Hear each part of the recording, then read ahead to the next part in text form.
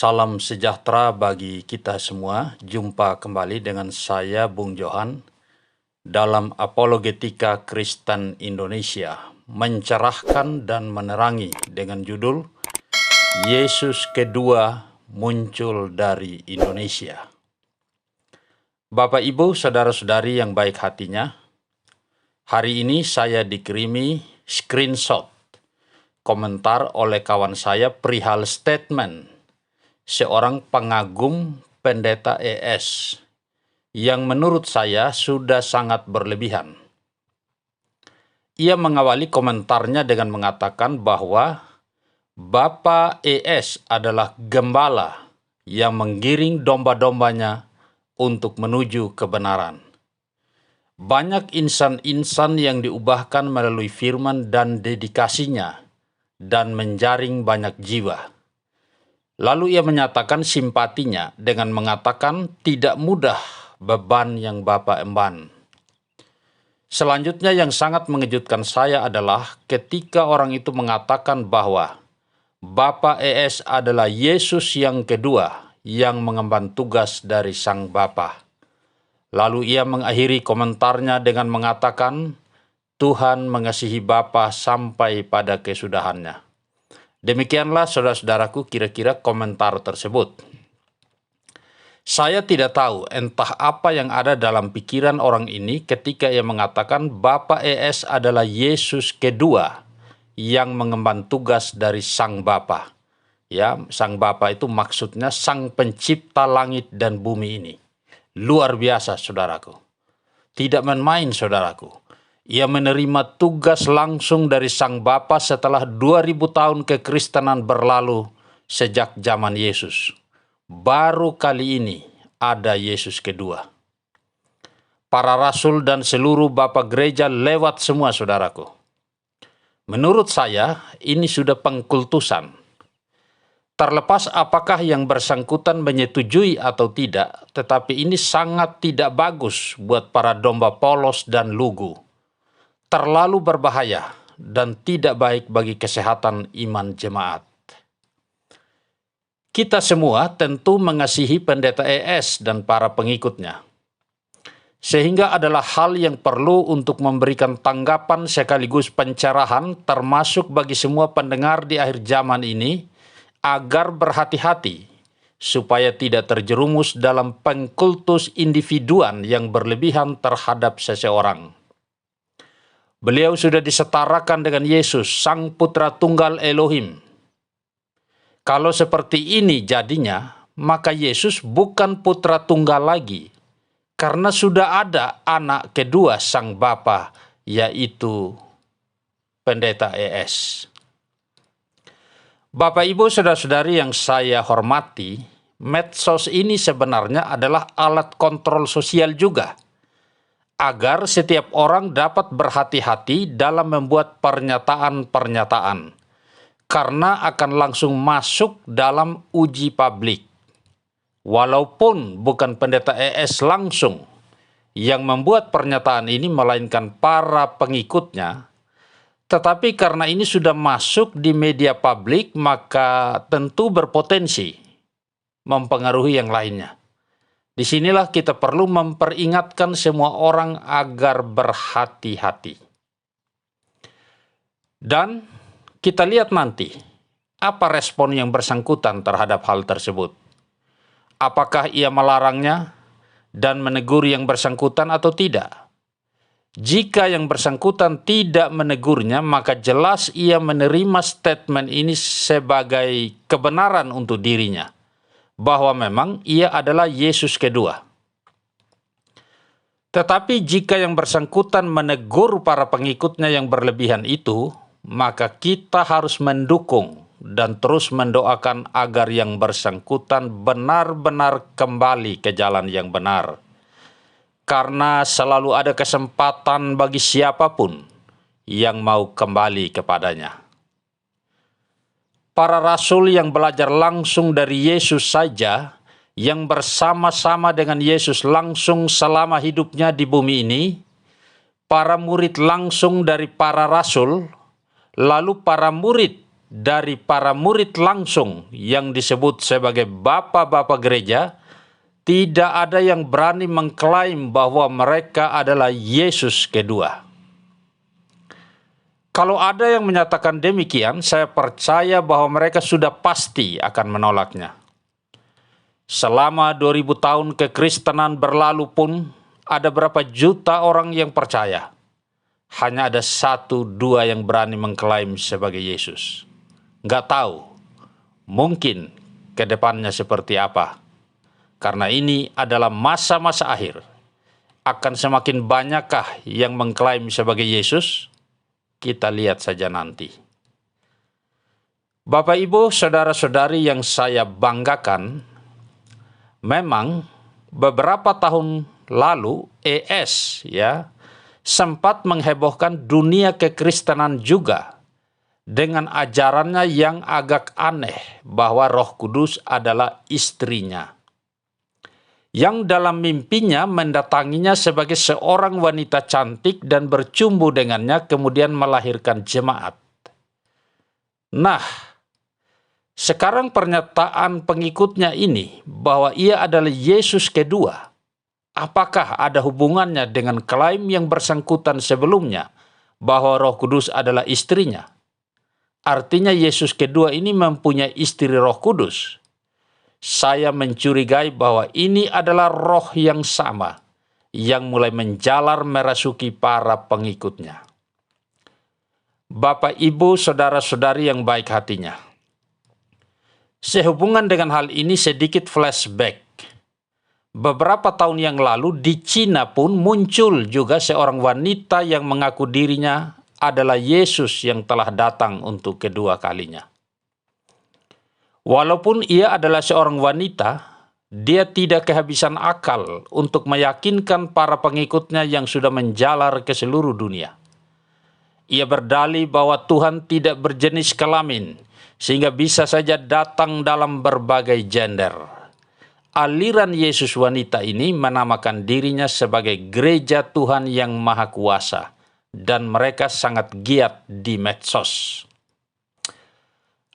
Dan saudara-saudaraku, ada kemiripan-kemiripan dalam gerakannya, yaitu gerakan hidup suci atau holiness movement.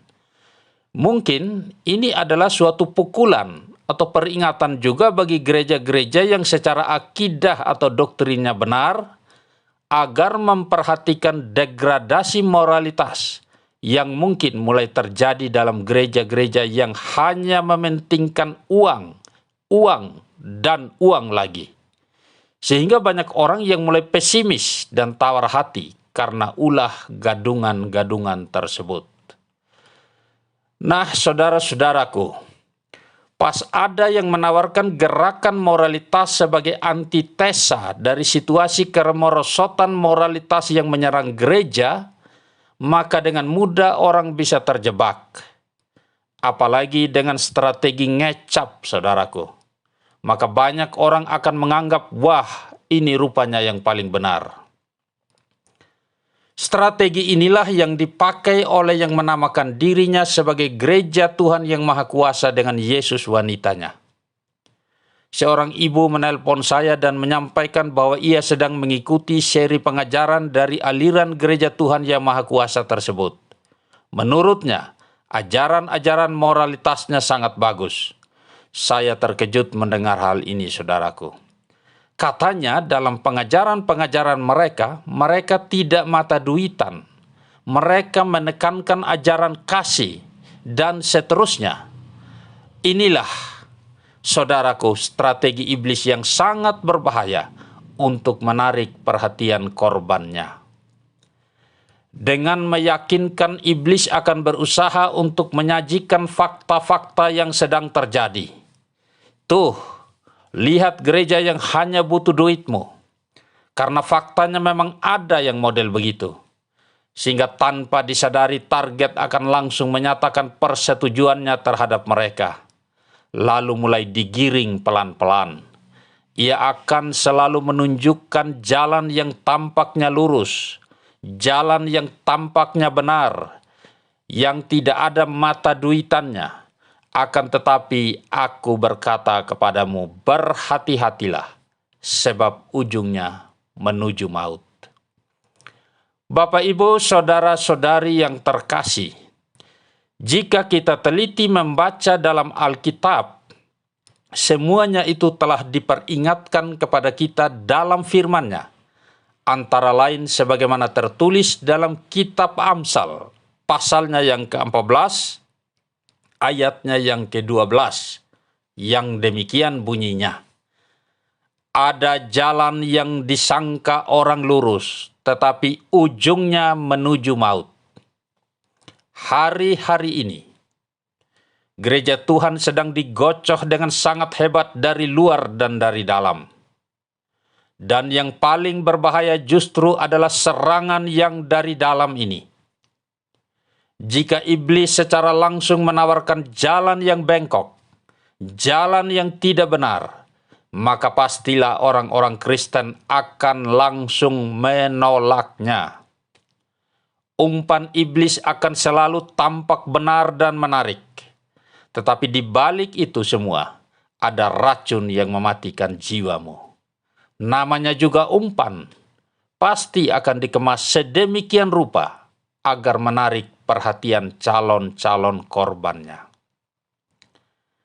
Alkitab dengan jelas mengajarkan bahwa keselamatan adalah karena percaya yang termaktub di dalam doktrin-doktrin pokok iman Kristiani. Buahnya akan benar jika pohonnya benar. Jika pohonnya tidak benar, mustahil untuk menghasilkan buah-buah yang benar. Mari kita perhatikan apa yang dikatakan oleh Yesus di bawah ini. Yohanes pasal 17 ayatnya yang ketiga, versi Modern Bible.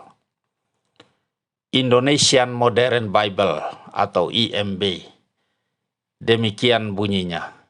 Dan inilah hidup yang kekal itu, bahwa mereka mengenal Engkau satu-satunya Elohim yang benar, dan mengenal Yesus Kristus yang telah Engkau utus. Jelas bahwa hidup kekal itu adalah mengenal Sang Bapa dan Yesus Kristus. Artinya percaya kepada Elohim yang eka. Keselamatan tidak akan didapatkan karena percaya kepada Yesus wanita ataupun kepada Yesus yang kedua. Yesus-Yesus lain selain Yesus Kristus dari Nazaret adalah Yesus-Yesus palsu yang tidak akan dapat memberikan keselamatan dan pengharapan. Saudaraku, janganlah memuja seseorang walaupun hanya manusia biasa yang berdosa dan mensejajarkannya setara dengan Yesus Kristus yang adalah Tuhan atas segala sesuatu. Ngeri, saudaraku. Hanya orang-orang yang melihat hal ini dari luar yang akan lebih objektif memberikan penilaian ketimbang yang sedang berada di dalam kelompok tersebut. Karena itu, relakanlah hatimu dan bertobatlah. Bapak, Ibu, saudara-saudari yang saya hormati, saya ingat satu lagi kasus yang pernah menggegerkan dunia, khususnya Indonesia pada tahun 2003, yaitu sekte kiamat dari Bale Endah, Bandung yang dipelopori oleh seorang pendeta lulusan seminari Alkitab terkenal berinisial MS. Ia mengaku sebagai Rasul Paulus kedua.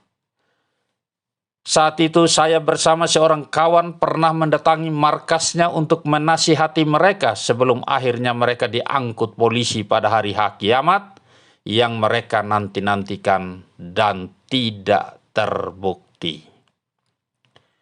Komentar-komentar yang bersangkutan mirip dengan Yesus wanita dari Cina atau gereja Tuhan Yang Maha Kuasa, yaitu mempersalahkan gereja-gereja yang dianggapnya hanya mengutamakan perut alias mata duitan. Alhasil banyak yang tertarik dengan strategi ngecap seperti itu. Padahal dia juga sama saja sebenarnya. Banyak domba-domba lugu dari berbagai pelosok Indonesia yang menjual hartanya dan ikut bergabung dengan Rasul Paulus kedua tersebut di markasnya yang disebut dengan istilah Pondok Nabi. Saya sempat mengkonfirmasi gelar Rasul Paulus II yang ia gunakan. Ia mengaku bahwa gelar tersebut sebenarnya diperolehnya dari para pengikutnya yang mendengar langsung suara Tuhan. Ia mengatakan bahwa hambanya MS itu adalah Rasul Paulus II. Waktu itu ada surat yang ditunjukkan kepada saya yang ditulis tangan sebagai pengakuan pengikutnya bahwa ia memang adalah Rasul Paulus II yang diangkat oleh Tuhan. Dan pada hari H, polisi sudah berjaga-jaga di lokasi pondok Nabi tersebut untuk menjaga hal-hal yang tidak diinginkan. Sampai sore kiamat tak kunjung terjadi. Pengangkatan ya yang mereka sebut sebagai pengangkatan tak kunjung terjadi. Akhirnya mereka diangkut polisi ke suatu tempat penampungan untuk menjalani rehabilitasi. Ya, banyak para pengikutnya yang mengalami stres dan depresi. Kemudian saat ditanya oleh wartawan mengapa tidak terjadi kiamat, salah satu alasan yang bersangkutan adalah kiamat gagal terjadi gara-gara polisi mengganggu acara mereka. Itu baru Rasul Paulus II. Nah, yang sekarang ini Yesus kedua, saudaraku. Bapak, Ibu, saudara-saudari yang baik hatinya. Kalau Yesus yang pertama punya ajaran-ajaran yang biblikal karena dikonfirmasi oleh para nabi terdahulu, dilanjutkan oleh para rasulnya, dan ia melayani dengan mujizat-mujizat dan tanda-tanda kuasa yang spektakuler pada zamannya, bagaimana dengan yang diangkat sebagai Yesus kedua ini? Saya tidak melihat hal-hal itu ada. Antara Yesus yang pertama dengan Yesus wanita, Yesus kedua, sampai Rasul Paulus II, sangatlah kontras perbedaannya. Saya ingin memperingatkan kepada kita bahwa semuanya ini haruslah terjadi dahulu. Inilah tanda-tanda yang nyata bahwa waktu ini adalah benar-benar waktu yang terakhir. Salah satu tanda-tanda akhir zaman adalah kemunculan nabi-nabi palsu dan guru-guru palsu yang akan menyesatkan umat dari kebenaran yang hakiki. Bapak, Ibu, saudara-saudariku yang diberkati Tuhan. Yesus telah memperingatkan para pengikutnya tentang hal tersebut. Rasul Petrus mengatakan hal yang sama. Demikian juga Rasul Paulus dan rasul-rasul lainnya juga memberikan peringatan yang sama. Mari kita periksa beberapa ayat di antaranya. Ya, ayat yang pertama sehubungan dengan peringatan Yesus akan hari-hari akhir, yaitu Matius pasal 24 ayatnya yang ke-11. Demikian bunyinya. Banyak nabi palsu akan muncul dan menyesatkan banyak orang. Ayat ini diucapkan Yesus pada saat murid-muridnya bertanya kepadanya, Tuhan, apakah yang menjadi tanda kedatanganmu dan tanda kesudahan dunia? Ya, itu dapat kita baca dalam ayatnya yang ketiga. Kemudian langsung dijawab oleh Yesus dalam ayatnya yang keempat dengan kalimat, waspadalah, supaya jangan ada orang yang menyesatkan kamu. Kemudian dalam ayatnya yang kelima, Yesus menegaskan bahwa akan ada banyak orang yang datang dengan memakai namaku. Ya, nah, itu Yesus wanita memakai nama Yesus. Yesus kedua sudah pasti membawa nama Yesus juga. Dan seterusnya, semuanya memakai nama Yesus. Kemudian mari kita dengarkan peringatan Rasul Petrus sebagai berikut. 2 Petrus 2 ayatnya yang ke-1, versi Indonesian Modern Bible atau IMB. Demikian bunyinya. Para nabi palsu telah muncul dari antara umat. Demikian pula guru-guru palsu akan ada di antara kamu. Mereka akan mengajarkan pengajaran-pengajaran sesat yang membinasakan, dan yang menyangkal Tuhan yang telah menebus mereka. Maka kebinasaan akan segera datang menimpa mereka. Banyak orang akan mengikuti jalan kebinasaan mereka, dan jalan kebenaran akan dihujat. Kalimat menyangkali Tuhan sebagai penebus mereka artinya menyangkali Yesus sebagai juru selamat. Artinya menyangkali Yesus sebagai sang firman atau hologos yang menjadi manusia, melainkan Yesus hanyalah manusia yang mengenakan logosnya Yahweh. Ya, ini saudara-saudaraku. Dan hal-hal lainnya yang bersifat mendegradasi keilahian Yesus Kristus. Ya, itulah pekerjaan nabi-nabi palsu dan guru-guru palsu. Kemudian senada dengan peringatan tersebut, Rasul Paulus juga memberikan pernyataan yang sama, bahwa akan ada rasul-rasul palsu dan guru-guru palsu di kemudian hari, yang terus-menerus merecoki umat dari dalam, dan bertujuan hanya untuk meninggikan reputasi mereka sendiri. 2 Korintus pasal 11, ayatnya yang ke-13 sampai 15, demikian bunyinya. Sebab orang-orang itu adalah rasul-rasul palsu, pekerja-pekerja curang, yang menyamar sebagai rasul-rasul Kristus. Hal itu tidak usah mengherankan, sebab iblis pun menyamar sebagai malaikat terang. Jadi bukanlah suatu hal yang ganjil jika pelayan-pelayannya menyamar sebagai pelayan-pelayan kebenaran. Kesudahan mereka akan setimpal dengan perbuatan mereka. Bapak, Ibu, saudara-saudari yang saya hormati, sehubungan dengan modus penipuan iblis yang menggunakan firman Tuhan sebagai kedoknya, akan saya kupas tuntas dalam seri tersendiri. Hal yang terus berulang dalam beberapa momen krusial sejarah penebusan umat manusia. Paling tidak ada 3 momen krusial yang harus kita waspadai. Modusnya selalu sama, yaitu memutarbalikan firman Tuhan, mengutip firman sepotong-sepotong, lalu menyesatkan domba-domba yang polos dan lugu itu. Dan itu akan dilakukannya dengan lebih gencar lagi di masa-masa akhir zaman ini. Saya percaya iblis akan habis-habisan mempertaruhkan segalanya untuk membuat penyesatan-penyesatan tingkat tinggi.